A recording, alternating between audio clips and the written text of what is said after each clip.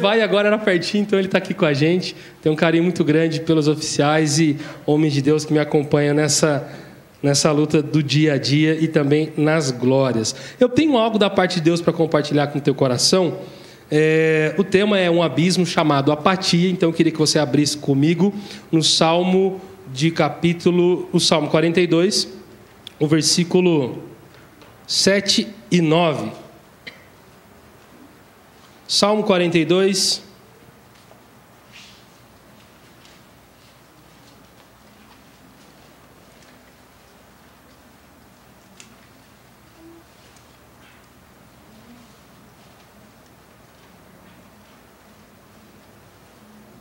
versículo de 7 até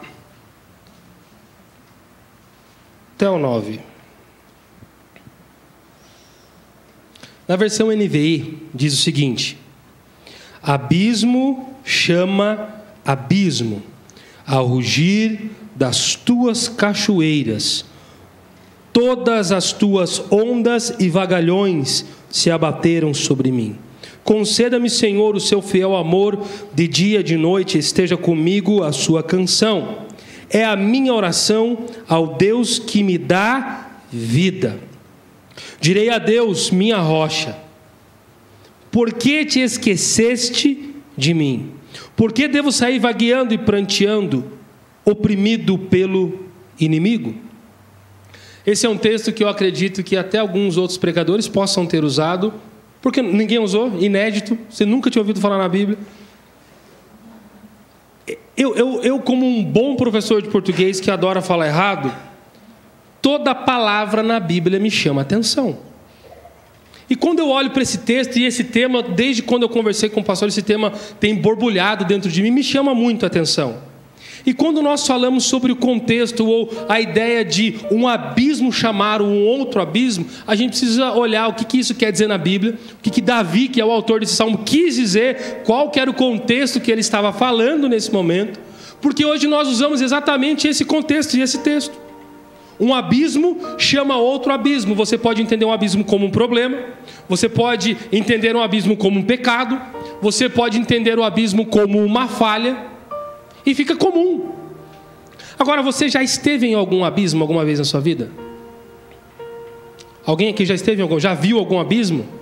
Fisicamente, você já foi perto de um abismo, já olhou, viu a profundidade? Você sabe qual é o maior abismo do mundo? Se você colocar aí no Google, você vai achar que o maior abismo da Terra fica nas Fossas das Marianas, localizada nas Ilhas Marianas, no Oceano Pacífico. 11 mil metros de profundidade. A fossa mais profunda e mais importante que existe. Agora, o que é mais interessante em um abismo, e aqui a gente está falando sobre o nível do mar, é que esse abismo, na superfície, ele é natural. A água é tranquila. Mas o problema do abismo não é na superfície, o problema do abismo está no fundo. E é isso que Davi está dizendo. Preste atenção no conhecimento profundo que Davi já obtinha naquela época. Davi está dizendo que o abismo que chama um outro abismo é que no fundo desse abismo as águas são revoltas. E ele te puxa para baixo, você não consegue mais sair. É isso que ele está dizendo. Quando você está no abismo e chega no fundo, a chance desse abismo te puxar ainda mais para baixo é maior. Potencialmente ele vai te guardar lá no fundo e dificilmente você consegue sair. É isso que ele está dizendo, traduzindo para os nossos dias. É isso que ele está falando. Agora existe uma outra cratera, fala comigo, cratera, que também é a maior cratera do mundo, fica na África do Sul. Cratera de Vredefort, é isso, Vredefort. Ela tem 30 quilômetros de diâmetro. Gente, daqui onde a gente está, 30 quilômetros, onde fica? Um raio aí. Passa Caçapava, não passa? Entre Caçapava e Taubaté. Quase chegando ali na Volkswagen, vamos colocar aqui. Imagina uma cratera que tem a distância daqui até Taubaté. É muito, sim ou não? Profunda. Sabe o que é interessante? Essa cratera foi atingida por um meteoro. O meteoro tinha mais ou menos, ou aproximadamente 10 quilômetros de extensão, há muitos anos atrás. Pastor, se a pedra que atingiu a Terra, se esse meteoro tinha 10 quilômetros, por que essa cratera ficou com 30 quilômetros de extensão? Isso me chamou a atenção. Estudando, eu comecei a me lembrar de que alguns pequenos problemas ignorados hoje se tornam problemas maiores. E quando nós olhamos para o termo apatia, é um dos problemas que tem acometido a igreja nos dias de hoje, nós já vamos aprofundar nesse tema. Eu quero pensar com você que esses dois problemas que existem hoje, o abismo e essa cratera, nós encontramos dentro da igreja, dentro dos relacionamentos, nas empresas, no dia a dia das pessoas. Problemas tão profundos que as pessoas não conseguem sair de lá sozinhas. Problemas que são tão grandes, mas começaram desse tamanho, como uma pequena cratera, ou melhor dizendo, um pequeno buraquinho, e que vai aumentando. Alguém aqui já ouviu falar sobre depressão? Talvez você tenha coragem de levantar a mão e falar: pastor, eu já passei por um sintoma de depressão muito forte. Eu venci a depressão? Não sei. Mas nem toda depressão acontece do dia para a noite. A depressão nada mais é do que o próprio termo geográfico que diz que é um pequeno buraco na terra, no asfalto. Sabe como é que começa um buraco no asfalto? Uma pedrinha fora do lugar. Fala comigo, uma pedra fora do lugar. Então, quando eu tenho uma pedra fora do lugar e eu tenho alguém pressionando isso, passando inúmeras vezes ali, isso faz um pequeno buraco. A pedra sai, sobrou o buraco. Cada vez que o pneu do veículo passa por cima, o que acontece com aquele pequeno buraco? Aumenta. Isso é a depressão. Às vezes, a causa da depressão já não existe mais. O que causa a depressão? Fracasso, tristeza, traumas, inúmeros problemas. Mas o buraco ficou. E sabe como que a gente arruma os problemas da depressão? Da nossa alma, da nossa emoção? Igual o departamento de trânsito da cidade.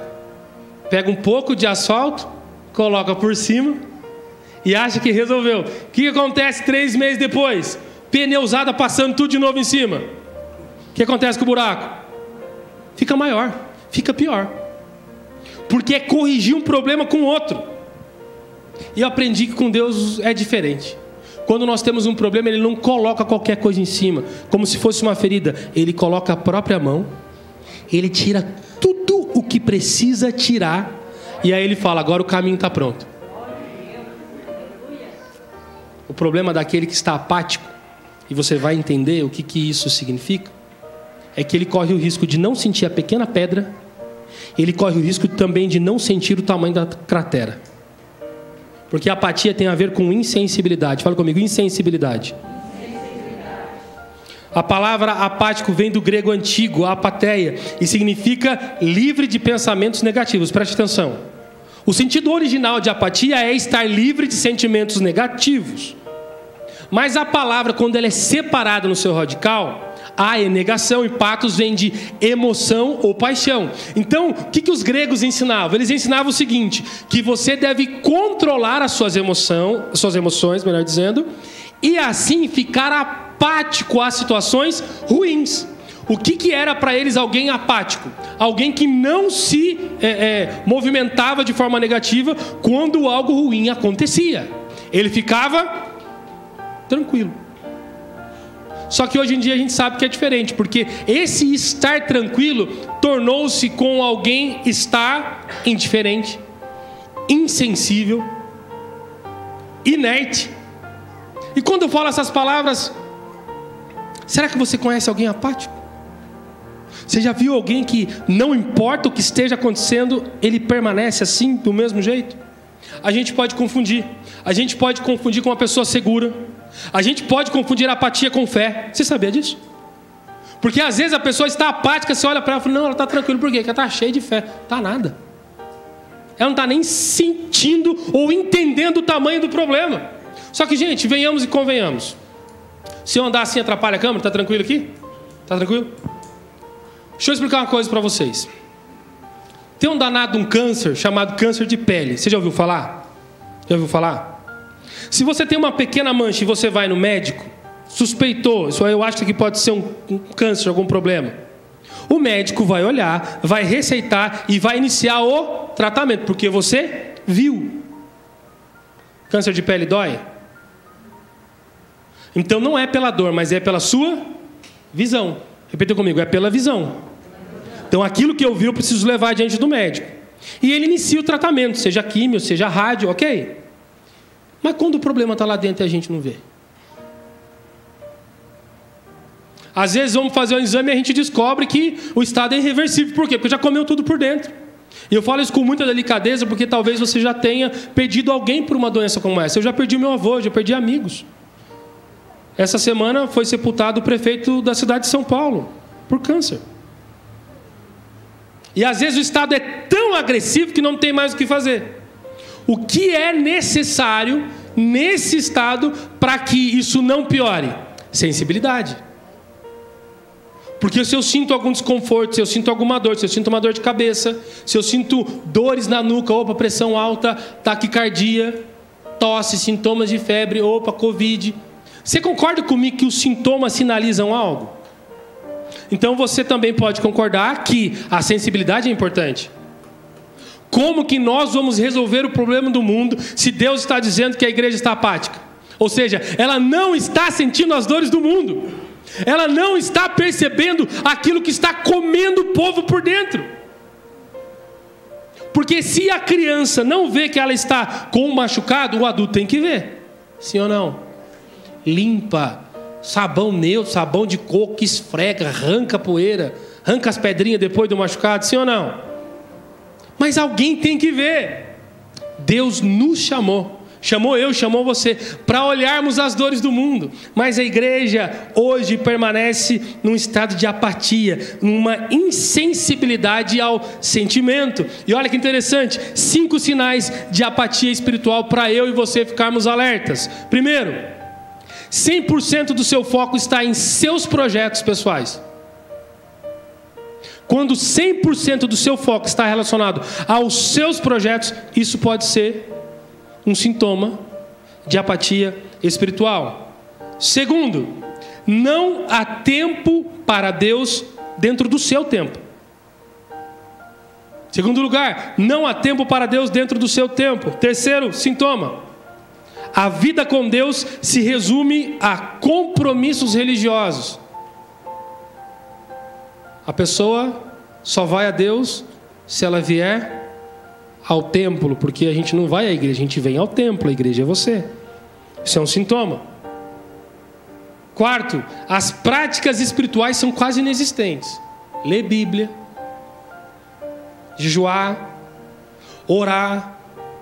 Se a pessoa não lê, não jejua, não ora, isso é um grave sinal de um sintoma de apatia espiritual. Quinto lugar, a multiplicação de pecados é uma marca frequente de quem tem apatia espiritual. É o pecado pelo pecado. Uma pessoa que constantemente peca e ela não consegue parar. Mas pastor, como que alguém que é apático, não tem sensibilidade, consegue pecar? É pela falta da sensibilidade que ele peca. Não percebe o Espírito Santo. Um dos textos mais tristes da Bíblia, sabe qual é? Sansão não percebeu que o Espírito do Senhor não estava mais sobre ele. Brincou, a apatia chegou. Quando ele foi tentar resolver o problema, o Espírito Santo não estava mais lá. O Espírito de Deus não estava mais com ele. Está tranquilo até aqui para a gente entender um pouquinho sobre a apatia? Nós olhamos isso hoje. Imagina você andando na rua e você vê uma criança sendo judiada, chutada, machucada, uma briga. Você entra, defende a criança, ou você passa olhando de longe? Levanta a mão, quem entraria e defenderia a criança? Pode baixar. Se fosse um cachorrinho fofinho, cheiroso, igual o seu que você tem na sua casa, alguém chutando, rolando o cachorro do chão, batendo o cachorro com um pedaço de pau desse tamanho, o que você faz? Você entra lá, defende, faz um barulho para parar, ou você passa de largo? Quem vai lá defender o cachorro? Aqui na cidade tem um vereador que é defensor dos animais, né? Eu descobri que o pessoal, quando pega um cachorrinho assim, maltratado, liga para ele vai lá defender. Agora, olha que interessante, nós defendemos a criança, nós defendemos e temos coragem de defender um cachorrinho. A minha pergunta é, você defende a sua família? Você defende a sua igreja? Porque todos os dias, a sua família está sendo atacada. Todos os dias o seu cônjuge está sendo atacado. Todos os dias os seus filhos estão sendo atacados. A minha pergunta é, você está apático por quê? Você precisa se levantar. Você precisa ter a sensibilidade de saber com quem ele está falando, com quem ele está conversando, o que ele está assistindo, com quem ele anda.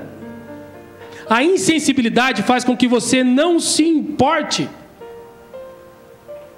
Porque dá muito trabalho se importar, sabia? Vai além de mandar uma mensagem no WhatsApp. Demanda tempo, demanda atenção, demanda bolso, gastar dinheiro, ir buscar, trazer, levar, sentar, ter um tempo junto. Agora, a insensibilidade faz com que você se preocupe mais com você do que com o outro. Quem aqui mora em casa, não em apartamento? Casa. Tem cachorro lá? Seu cachorro é um pet fofinho ou seu cachorro é um cão de guarda? É um fofinho dessa altura, irmão? 1,5 m? Você é um leão, irmã. Você não é um cachorro, não. Desse tamanho é bravo o seu cachorro, irmã? Mansinho, né? Se o ladrão entrar lá, ele defende? Você sabia que o apático, ele não defende, mas ele se esconde? Às vezes é isso que acontece comigo e com você. Perdoe a comparação, mas a Bíblia faz muitas comparações. Nós somos comparados a ovelhas. Às vezes Deus nos criou como homens e mulheres, guerreiros, que foram criados para defender, mas a apatia faz com que a gente fique doméstico. E aí a gente não se levanta para orar, a gente aceita. A gente não se levanta para defender a nossa família, a gente aceita tudo. Pode mudar quanto for o combustível, a gente continua abastecendo. Pode subir quanto for a carne, tem fila para comprar. Pode subir quanto for o carro, fila para comprar o carro. Nosso estado de insensibilidade não nos deixa brigar por aquilo que é um direito nosso. Sabe qual é o maior problema? Você tem uma palavra de promessa de Deus sobre a tua casa, sobre a tua vida. Então você não pode aceitar o contrário, porque a apatia faz você achar assim: quando Deus quiser mandar, Ele... Não, amado, não é isso não. Você precisa lutar por aquilo que você acredita. Nós temos um grande problema quando Jesus olha para a igreja. E eu quero que você abra comigo agora lá em Apocalipse, no capítulo 3. E você vai entender o que Jesus está dizendo para a igreja.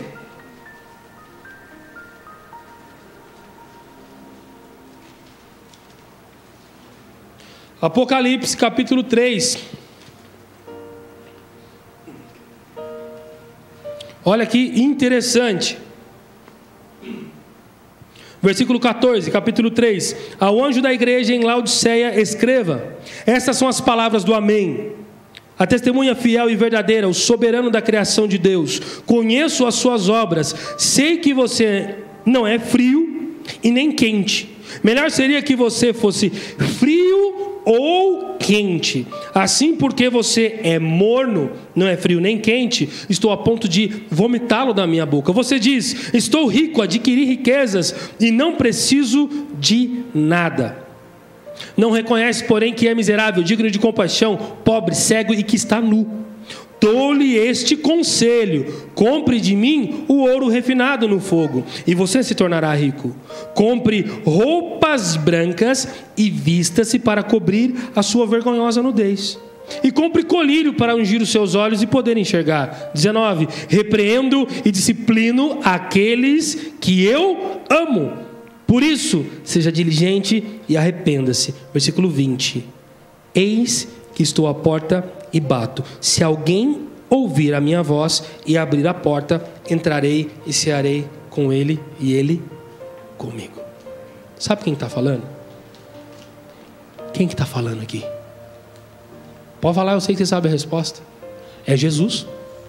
Primeiro ele mostra uma intimidade muito grande com essa igreja. Ele está dizendo: eu conheço as suas obras.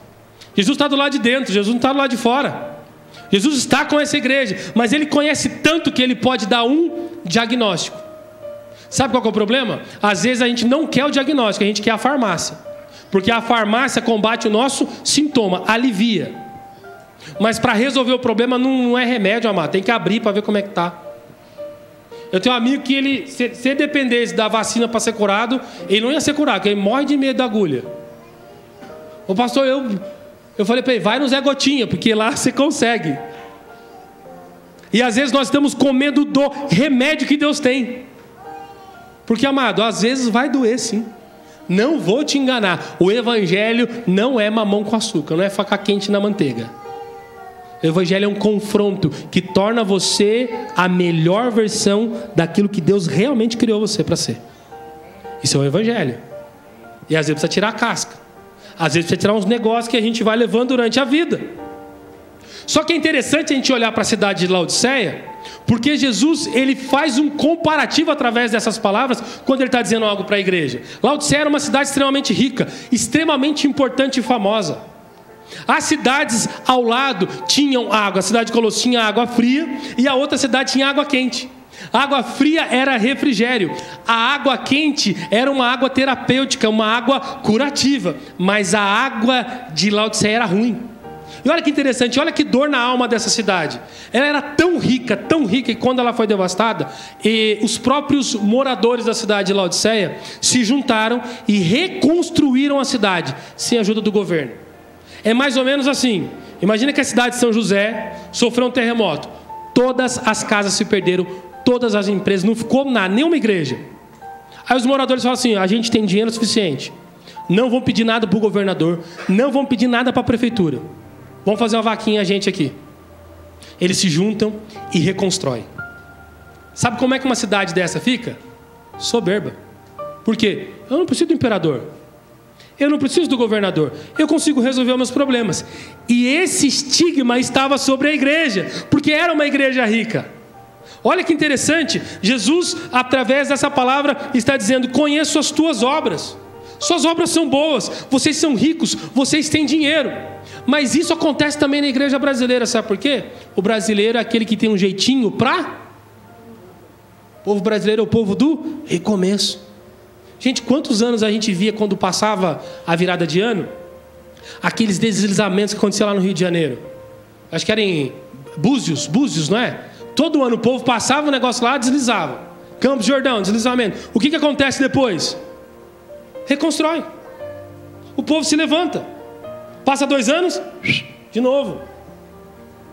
Isso criou em nós um negócio complicado.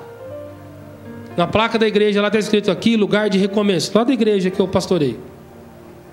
A ideia do recomeço, ela é linda, ela é perfeita, mas nós temos que tomar um cuidado com isso. Porque a gente acaba acreditando que temos o direito de sempre recomeçar, e a gente permite que a gente caia. Não, porque eu vou recomeçar, eu consigo. E nesse eu consigo, você deixa Deus de lado. Era o que essa igreja estava fazendo. Então, ao anjo da igreja, preste atenção. Como a sua... Olha o que Jesus está dizendo. A água dos outros é melhor do que a sua. A sua água não tem sabor, ela é inútil. Jesus Cristo, Ele é o pão da vida. E nós aprendemos que do trono de Deus fluem rios de águas.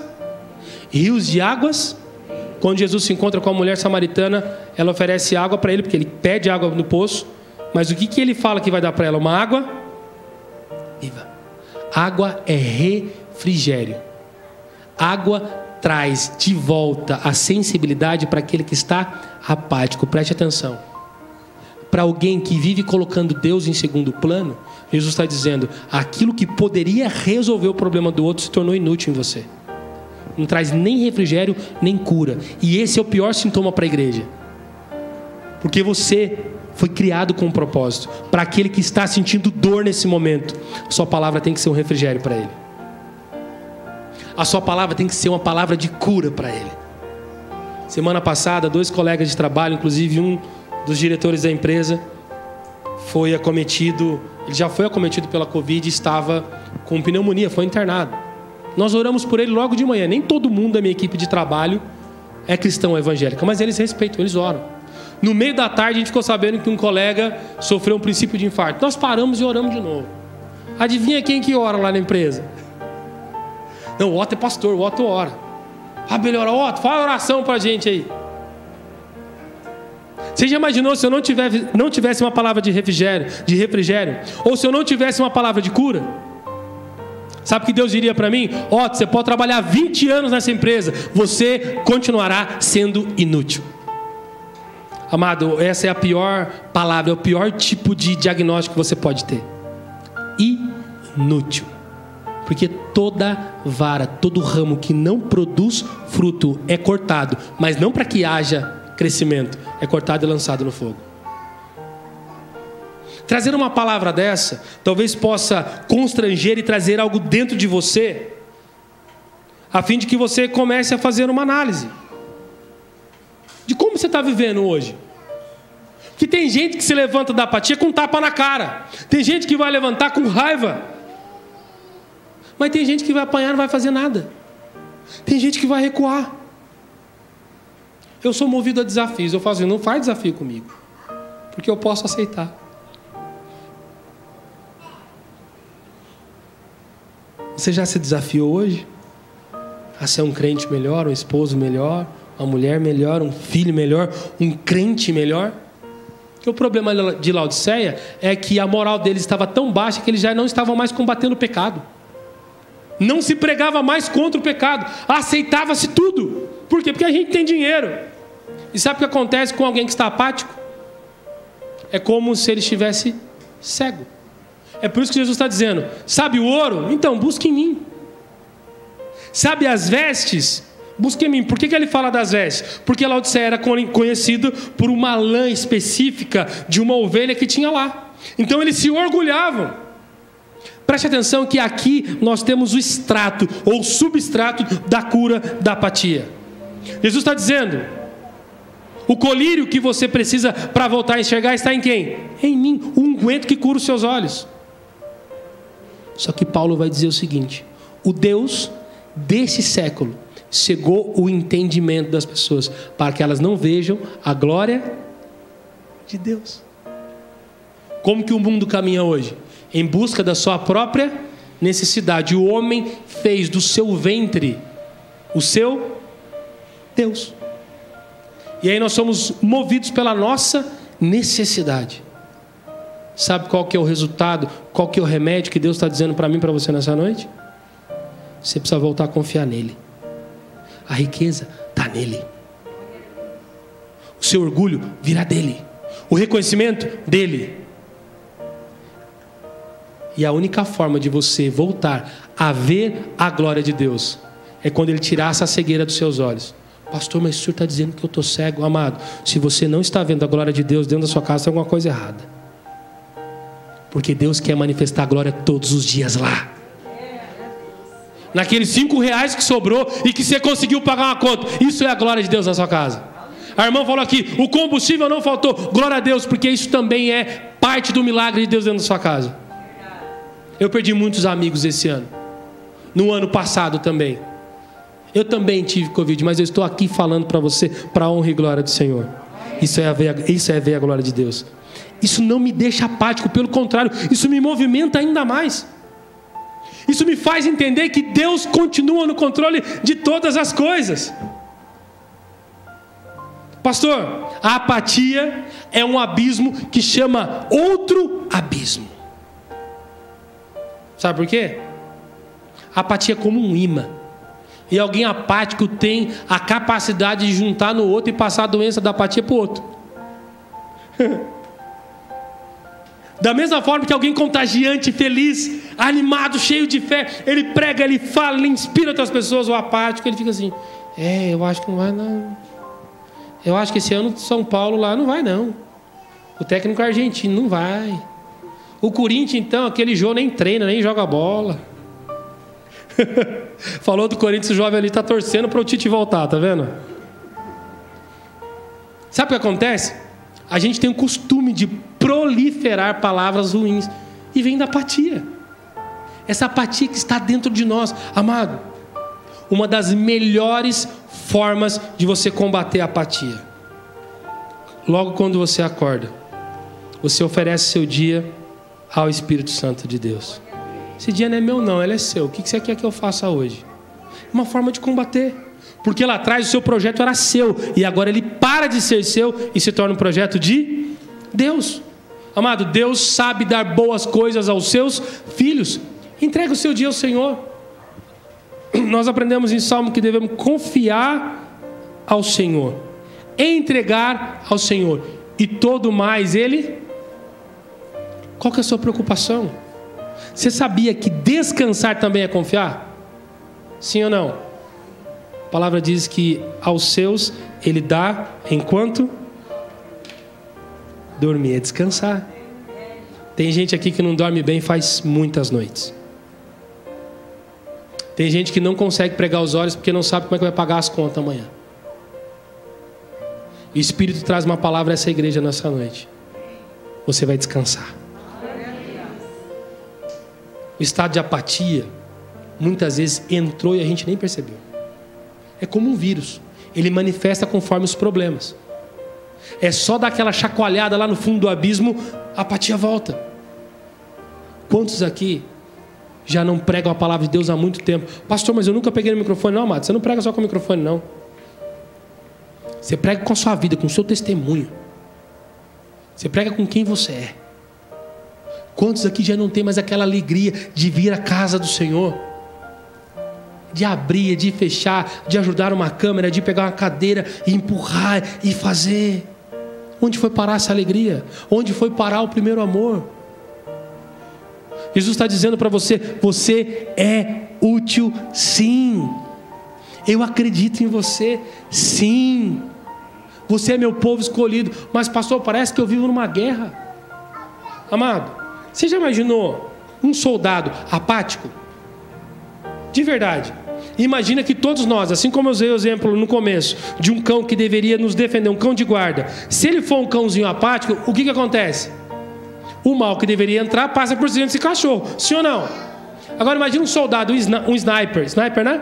Fica com a arma à distância e ele está apático vindo na sua direção. Tem um inimigo e ele está ali apático. Ele não consegue discernir. Preste atenção. O problema da apatia é a falta de discernimento. Se a apatia entrou, ainda que ela seja o tamanho de uma pedrinha, preste atenção. Você fará péssimos negócios. Você vai começar a perder dinheiro.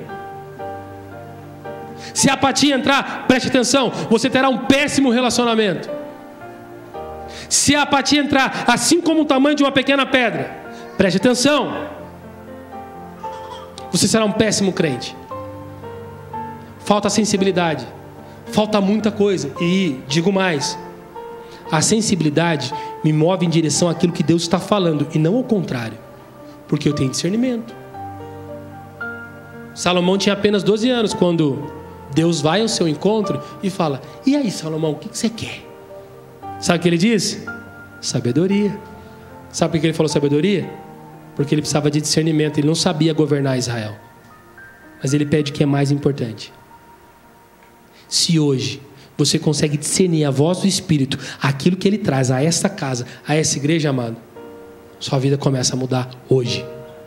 Seu casamento começa a mudar hoje. Seus negócios vão começar a mudar hoje. A irmã que falou que tem um negócio aqui, no meio da pandemia, os seus negócios vão assim, florescer hoje. É amanhã, não é agora. Emprego, pastor, estou desempregado. Relaxa, fica tranquilo. O Deus que eu sirvo não precisa nem do seu currículo para te contratar. Pastor, eu nasci para ganhar R$500. Fica tranquilo, amado. Se você for fiel no pouco, ele te dá 50 mil, te dá 5 mil, dá 500 mil. Eu já vi de tudo. Mas eu só vi para quem é fiel. Fiel a Deus. Sabe como é que você é fiel a Deus? Com muita sensibilidade. A sensibilidade te dá o discernimento de saber a hora de falar, a hora de parar de falar, a hora de se mover ou a hora de ficar parado. Talvez você já tenha visto isso, pastor, que às vezes a gente está aqui na frente e a gente percebe. O Espírito Santo está mandando aquelas ondas. O Espírito Santo está movendo a igreja. E às vezes a gente vê a pessoa assim, inerte. Cuidado, porque isso pode ser um sinal de apatia. Não confunda apatia com personalidade. Você pode dizer, pastor, mas eu sou assim. Amado, é impossível ficar parado quando o Espírito Santo está no lugar. Tanto é que a presença de Jesus atraía as pessoas seguiam porque ele era alguém de atração. Essa presença não permitia com que ninguém estivesse apático. Se aquele homem que estava no tanque de Betesda há 38 anos estivesse apático, a pergunta para ele não valeria. E aí, vamos ficar em pé? E aí, vamos ser curados? Ele fala assim: quem você? Quem que você é? Alguém apático ainda questiona Deus. Alguém sensível à voz do Espírito de Deus diz: eu estou aqui, faz em mim a tua vontade. Mas não tem condição, fica tranquilo. Deus que dá todas as coisas está passeando nesse lugar nessa noite. Ele vai fazer. Sabe por que eu falo isso para você? Final de semana eu ministrei na igreja e eu li o discurso de Benjamin Netanyahu, premier de Israel. E lá no meu trabalho eu falo que a gente é Israel. O povo nem entende nada de Israel. Fala: o que é Israel, Otto? Porque é faixa de Gaza, é só bomba? A gente é bombardeado. Eu falei: é isso aí, nós é faixa de Gaza. Só bomba, na minha equipe de vendas. Só bomba. Aí eu comecei a explicar para eles. E aí eu olhei o discurso de Benjamin Netanyahu. Israel sofrendo bombardeio de tudo quanto é lado. E talvez você esteja assim, vivendo no meio de uma guerra. Amado, a guerra vem para você ficar alerta. Se você permanecer muito tranquilo, muito apático, você vai ser atingido. E assim como eu disse lá no começo, aquela cratera que hoje tem 30 quilômetros de extensão, ela não era tão grande assim. Talvez você nem fosse atingido se você tivesse a sensibilidade de ouvir: barulho de trovão, vai cair um relâmpago. Sai correndo e tira as coisas da tomada. Minha esposa começa a ver o vento: amor, vai chover? Eu falei: não sei, amor, vou orar aqui e perguntar para Deus se vai chover. Tem que tirar as roupas do varal. Por quê? O vento, sinal. Nuvem escura, sinal. Barulho, sinal. Eu preciso recolher. Sensibilidade. Amado, a pandemia veio para trazer um sinal para a igreja que estava apática. Deus conhece os bons e os maus. Deus conhece os bons e os maus. O problema é que quando a chuva vem, molha todo mundo. E aí a pessoa recebeu a chuva, ela fica feliz, porque ela está molhada. Eu estou cheio da presença de Deus, amado. Tem uma grande diferença entre estar molhado e entre estar cheio. O filho não fica molhado, o filho fica cheio. Porque ele está como um recipiente, pronto para receber aquilo que o Espírito Santo está mandando. Agora aquele que está apático, ele deixa molhar. Ele é insensível ao frio, ao calor que está do lado de fora. E ele perde aquilo que Deus está mandando. Para você que está se sentindo no meio da guerra, para você que está caminhando em meio a bombardeios, para você que acha que está no meio de uma grande cratera e não vê solução, eu queria compartilhar com você o discurso, eu não sei se você já leu, mas é o discurso do premier de Israel, primeiro-ministro Benjamin Netanyahu. Israel sendo ameaçado, Irã disse que ia acabar com Israel. E eu queria que você prestasse atenção nesse discurso, que diz exatamente o seguinte: há 70 anos atrás, os judeus foram levados para o matadouro como ovelhas. Há 60 anos atrás, não tínhamos país ou exército. Apenas algumas horas após a sua criação, 7 países árabes declararam guerra ao nosso pequeno Estado judeu. Nós éramos apenas 650 judeus contra o resto do mundo árabe, sem nenhuma força de defesa. Nenhuma força aérea poderosa, apenas pessoas corajosas. Líbano, Síria, Iraque, Jordânia, Egito, Líbia, Arábia Saudita, todos nos atacaram ao mesmo tempo. O país que as Nações Unidas nos deram foi 65% deserto. O país não era nada. 35 anos atrás, nós lutamos contra os 3 exércitos mais poderosos do Oriente Médio. E nós os varremos, sim, em 6 dias. Lutamos contra várias coalizões de países árabes, que tinham exércitos modernos e muitas armas soviéticas. E sempre os derrotamos. Hoje nós temos um país, um exército, uma poderosa força aérea, um estado cuja economia exporta milhões de dólares. Temos a Intel, Microsoft, a IBM desenvolve produtos para todos. Nossos médicos recebem prêmios de pesquisa médica. Temos inúmeros prêmios Nobel em todas as áreas. Nós fizemos o deserto florescer. Vendemos laranjas, flores e legumes para todos. Israel enviou seus próprios satélites para o espaço. 3 satélites ao mesmo tempo. Estamos orgulhosos de estar no mesmo nível de que os Estados Unidos, que tem 250 milhões de habitantes. Rússia, que tem 200 milhões de habitantes. China, que tem 1 bilhão e 300 milhões de habitantes.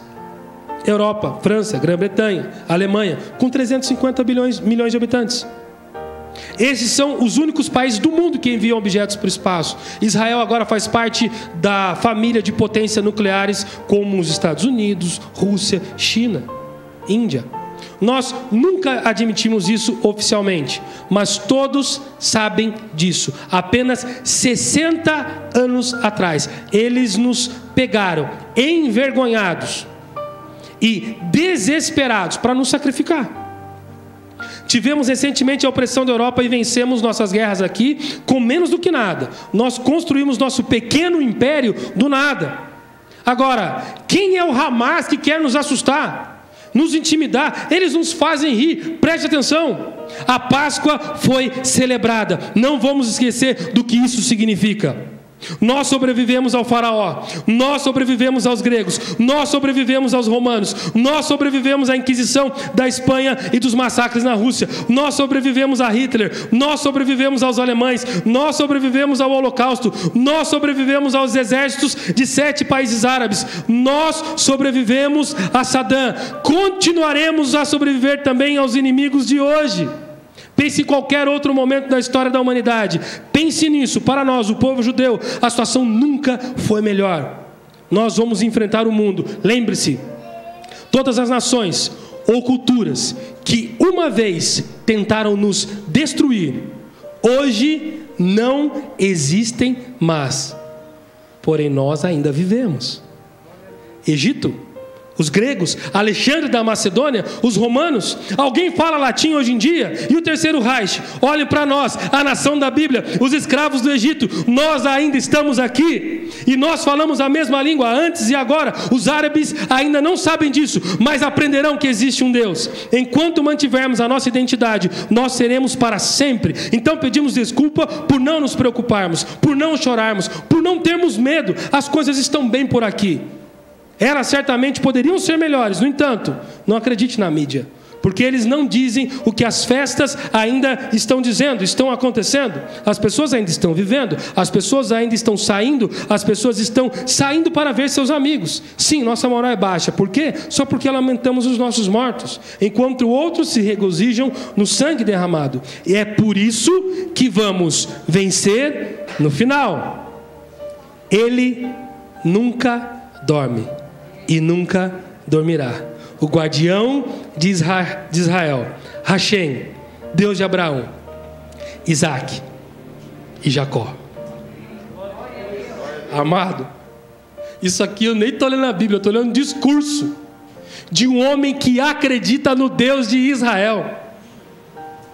Isso é o discurso de alguém que não está apático. Sabe qual que é o discurso de alguém que não é apático? Já passei por problema, já venci doença, eu venci a Covid. Qual é o problema que o diabo vai inventar para acabar com a minha vida? Cadê os teus inimigos? Onde está o teu inimigo? Sabe o que ele está dizendo? Todo mundo que se levantou contra o povo do Senhor, contra a igreja do Senhor, hoje não existe mais. Então quando alguém se levantar contra você, amado, avisa ele, cuidado. Porque todo mundo que se levantou contra a igreja, contra os filhos de Deus, contra o juízo do Senhor, hoje já não existe mais. Nós estamos aqui. Nós somos a igreja de Deus. Essa canção que os meninos cantaram aqui, sensacional. O inferno não parou a igreja. O Covid não parou a igreja. Não vai parar, amado. Seleção é só para aprovar os melhores. Se você está na igreja do Senhor, você está entre os melhores, porque você é chamado para viver de glória em glória. Você é chamado para sentir essa glória, sentir o poder de Deus. Aí a gente não fica do mesmo jeito, não. Aí floresce. Pastor, mas você não sabe como é que é lá em casa. Você não sabe o lugar que eu moro. Você não conhece a esposa que eu tenho, o vizinho, o chefe. Eu não conheço e nem vou conhecer. E quem tem que conhecer é Deus, ele já sabe. E foi por isso que ele te colocou lá. Sabe o que eu brinco sobre Israel? Que a minha equipe é Israel?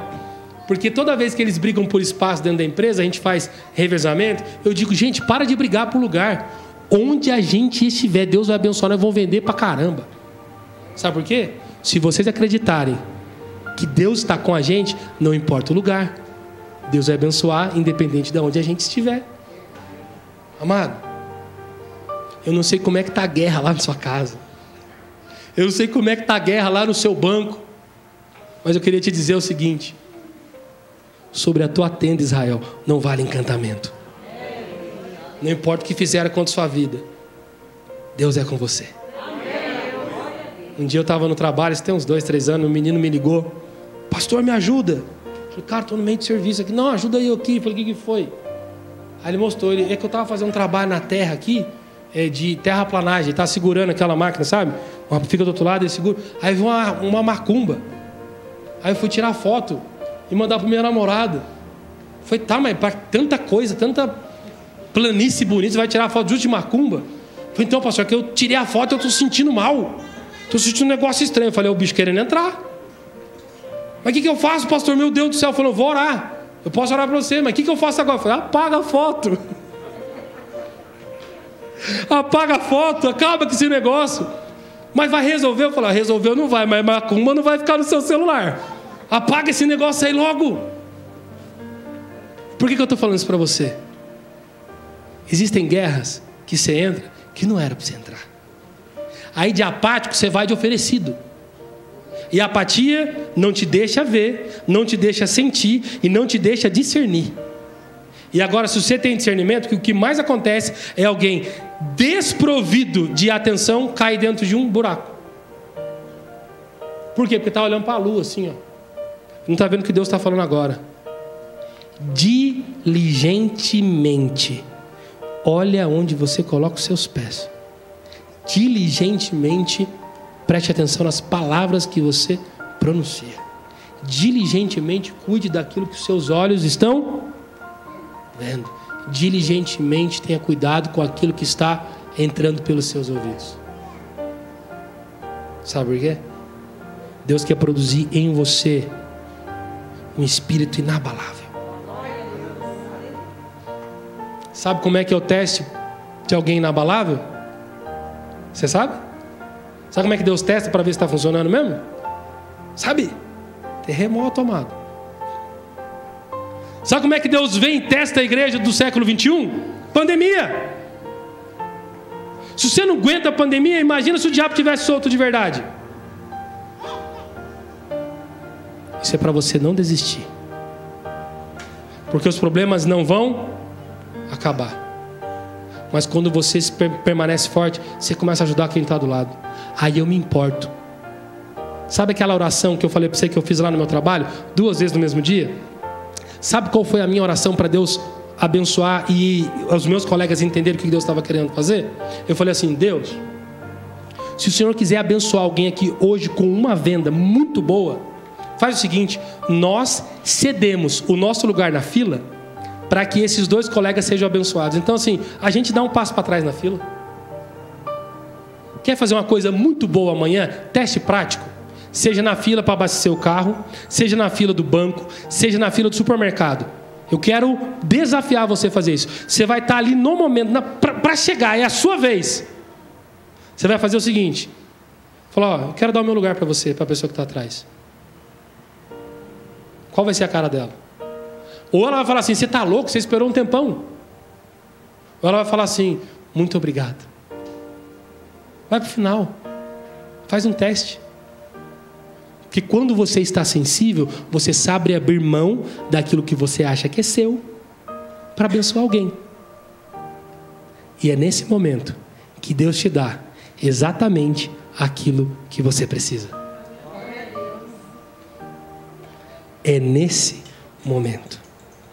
A minha pergunta, para fechar, nessa noite: o que será que você estaria disposto a abrir mão nessa noite para que Deus pudesse realmente te entregar aquilo que você mais precisa? Porque lá atrás a Maiara teve que abrir mão de alguns sonhos. Ela estava empregada, teve que pedir conta. O pessoal da empresa dela não pagou direito nenhum para ela, não. Não pagou nada.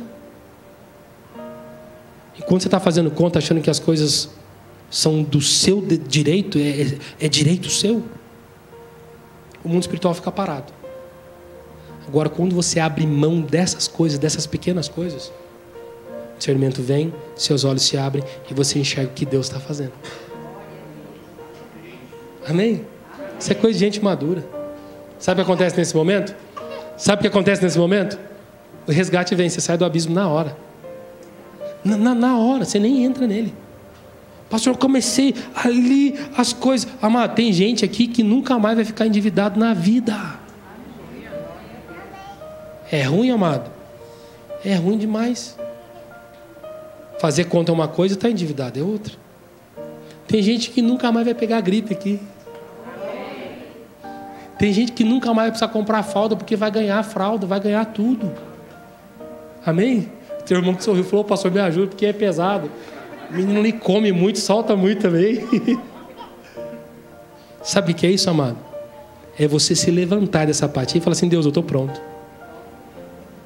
Deus não tem preferidos, mas Deus sabe quem Ele pode abençoar. Está claro para você? Deus não tem preferido. Todos são filhos. A partir do momento que aceitam a Jesus Cristo, sai do estado de criatura, passam a ser filhos. Nesse momento você precisa tomar uma decisão. Ou você fica sentado, ou você está pronto. Necessariamente estar pronto não é estar com o cabelo com gel, arrumado, preparado no primeiro lugar da fila. Eu tenho uma palavra para você que falou, pastor, mas eu estou lá no final da fila. Isso faz com que eu desanime, eu fique apático. Não, amado, deixa eu falar um negócio para você. Final da fila não garante nada. E quando você sai da frente e vai para o final, você é igual ao rei Davi. Ele já era rei, mas ele estava no final. O pai esqueceu, mas Deus não se esqueceu.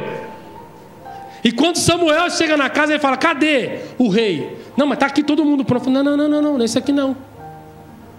É aquela pessoa que de repente está lá vigiando o carro. Você nem sabe o nome dela, mas ela está cuidando que é teu patrimônio.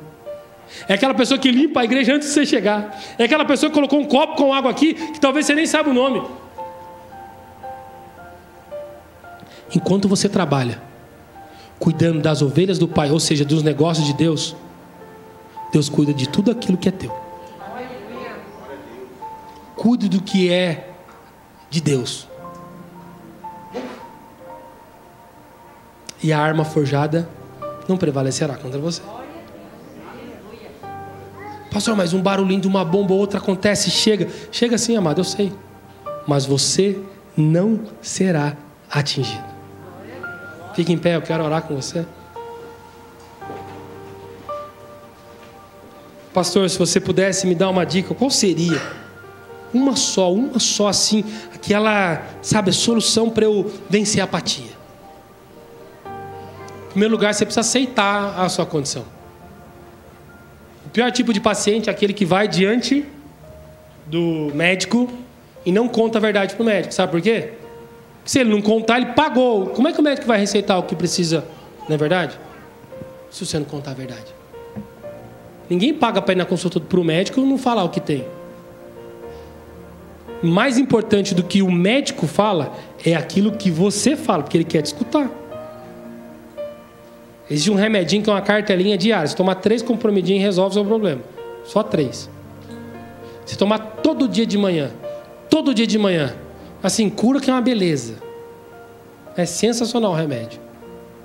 3. Se eu falar para você que você passar no postinho, tem de graça. Se você passar na igreja, também tem de graça. Na casa do pastor tem um monte de graça, você consegue pegar lá, ele tem também, pode dar para você.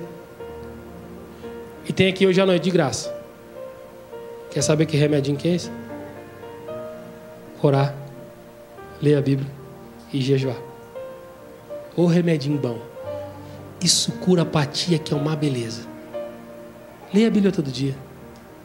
Ora até você começar a orar de verdade. E vai orando. E de vez em quando faz esse jejum, começa fazendo para você ver. Pastor, o senhor falou tudo isso para falar que é tão simples.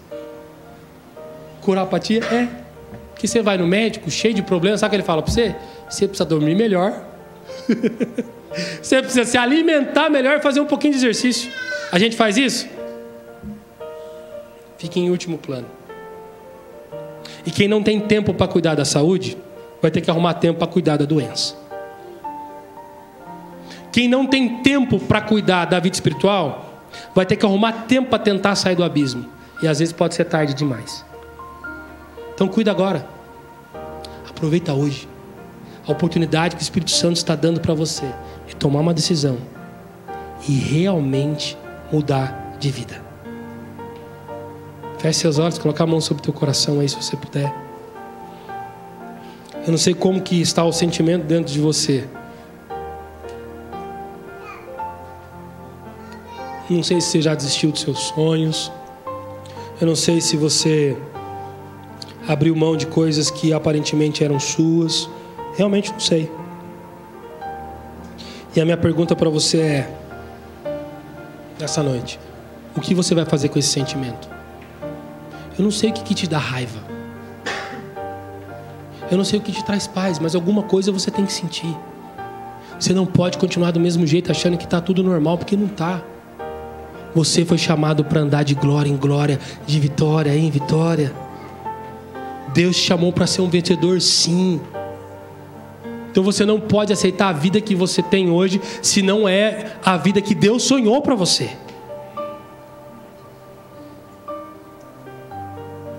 Então agora eu queria que você fizesse uma análise aí da tua vida. Como é que está o seu dia? Você está satisfeito com a sua conta bancária? Está satisfeito com a tua saúde? Você está satisfeito com o seu relacionamento? Ao invés da gente falar, Deus vai lá e resolve. Não, amado. Ele vai usar você para resolver isso. Porque hoje Ele coloca você em pé novamente, mas é em pé por dentro. É um espírito inabalável. Uma fé absoluta no poder de Deus, no poder do nome de Jesus. O nome que está sobre todo nome, o nome poderoso. E que através dessa declaração o inferno treme. O mal realmente tem que sair. Pai de amor, eu estou reunido diante da Tua presença, na Tua casa, com a Tua igreja nessa noite. Em primeiro lugar, nós queremos dizer que Te amamos e amamos a Tua palavra. E quando nós olhamos um diagnóstico como esse, nós pedimos que, sim, o Senhor possa realizar esse exame. E sim, após dar esse diagnóstico, nós queremos receber de Ti o bálsamo para curar. Nós aceitamos ainda que doa a verdade em cada um de nós. Mas o propósito é que sejamos melhores. Que nos aproximemos daquilo que o Senhor um dia planejou e sonhou para cada um de nós. Então começa nessa noite a realizar aquilo que o Senhor já tinha estabelecido lá atrás. Como propósito, como projeto, nós aceitamos. Nós aceitamos a boa, perfeita e agradável vontade que o Senhor tem para as nossas vidas. Permita-nos ser, Senhor, como uma água de refrigério. Permita-nos, Senhor, ser como uma água que traz cura, uma água terapêutica para a vida das pessoas. Tudo que nós queremos é ser pessoas, filhos, homens e mulheres úteis na Tua casa, para este tempo. Por isso, restaura os olhos agora para que nós possamos ver pela fé. Restaura os ouvidos agora para que possamos ouvir a voz do bom pastor. Restaura a nossa fala para que possamos comunicar não somente as nossas necessidades, mas comunicar aquilo que o Senhor já entregou como palavra profética para esse tempo, para essa igreja, dentro das nossas casas. Nós confessamos aqui a nossa dependência de Deus. Mais uma vez, Senhor, se um dia nós tomamos o Teu lugar, tomamos o trono, nós abrimos mão, nós saímos desse lugar que pertence a Ti e dizemos, toma conta da centralidade da nossa vida nessa noite. Recebe, Senhor, o nosso coração mais uma vez nessa hora. E mesmo sem pedir um único milagre nesse exato momento, eu sei que o Senhor pode fazer. Porque quando nós colocamos tudo no seu devido lugar, aquela mesma vontade que acontece no céu, ela acontece aqui na terra. Venha o Teu reino, seja feita a Tua vontade. Aqui na Igreja Brasil para Cristo, como ela já foi estabelecida no céu. No céu não existe dor, no céu não existe vergonha, no céu não existe problema.